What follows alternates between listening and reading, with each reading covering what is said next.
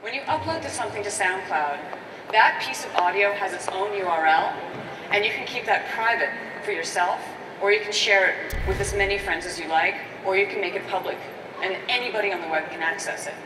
Once it's online, it's visualized with a waveform.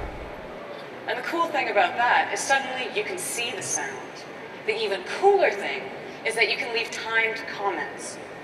And the thing that's fantastic about timed comments is it means that people can communicate and collaborate around audio in ways that they couldn't do it before. Suddenly, you can pinpoint something that was pretty immaterial before. Suddenly you can say, exactly at this point, this is where you need to raise the levels. Or you can say, I disagree with your statement at this exact point. It gives people a new context to be able to communicate around something that's traditionally been very, very ethereal. Once you upload something to SoundCloud, you can share it instantaneously to many social channels, being Facebook, Twitter, Tumblr. But on top of that, you can embed it and stream it anywhere on the web.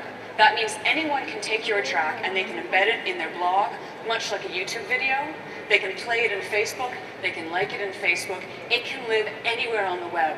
And that's why serious news organizations like The Guardian use us to host audio. On top of that, every piece of audio on SoundCloud has statistics. So you can see where your track was played, how often, what blogs are interested in the audio that you've uploaded. So a question that always gets asked is, how do we make money?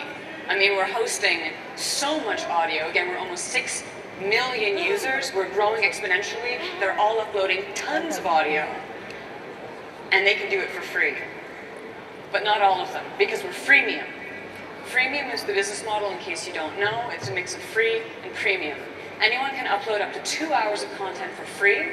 And if you want to upgrade, if you want more time and you want more statistics about your audio, you can go premium. And we have a variety of premium packages that go for everyone from the basement music producer who just needs a little bit more time to share to a full enterprise level package that might be used by a major label or a publishing house to be able to upload hundreds of hours of audio. And we believe that audio will be bigger than video. We really believe that audio can be bigger than video. And that's because sound is so powerful, because again, it's really, really emotional. You can listen to it and do other things at the same time, and it's also incredibly, incredibly simple. In Berlin, we are primarily the main marketing team and then all of our development. We have an office in London, which is mainly business development for content, so the people who deal with bands, musicians, different audio creators. And then we have a small office in San Francisco, which is where we're focusing on biz dev and essentially getting more really amazing apps to connect with SoundCloud. That's where we are right now, but I'm sure that in 12 months it'll look probably pretty different. I think real time is definitely something that's down the road. It's not anywhere in the foreseeable. It's not anywhere in the really close future. And in terms of collaborating real time on a track, that's actually not necessarily what we would do at SoundCloud, but it's something that we would expect our partners to be able to do. So, for example, maybe Korg could use the SoundCloud API for people to collaborate real time. There's a really cool app from Korg. It's called the IMS-20. It's hard to point it out directly because there are so many people that if you're in music, you have to have a SoundCloud account. That's just sort of become standard trade. If you have a SoundCloud account, if you want to be heard, you have to have SoundCloud because it's the best way to build your own personal website. It's the best way to control your audio branding online. I think it's really hard to actually sort of express in words the experience that you have at a Global Meetup Day, because what it is all these people who've built relationships online and suddenly they get to meet each other. And it's so cool because we have these hello, my name is, but people don't have their real names, they just have their SoundCloud name on. And you're sort of looking around like, oh, that's you. And it's sort of like a tweet up. But the difference between a SoundCloud meetup and a tweet up is that at a SoundCloud meetup, people actually end up making music together. And at the end of the night, we've actually collaborated and built something. There's something sort of that we can hold on to remember that experience, which is just unbelievable. I think it was amazing the last one, to see that, there was SoundCloud meetups there was a SoundCloud meetup in Medellin, Colombia.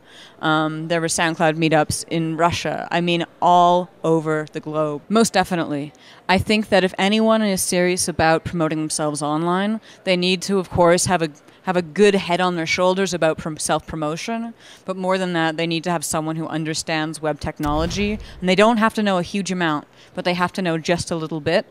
And there's a really, really big number of tools out there that you can use to build a really cool personal website. And you actually don't have to have any web development skills for that at all. But if you want to go that step further and you want to do something that nobody else has, you should get a developer.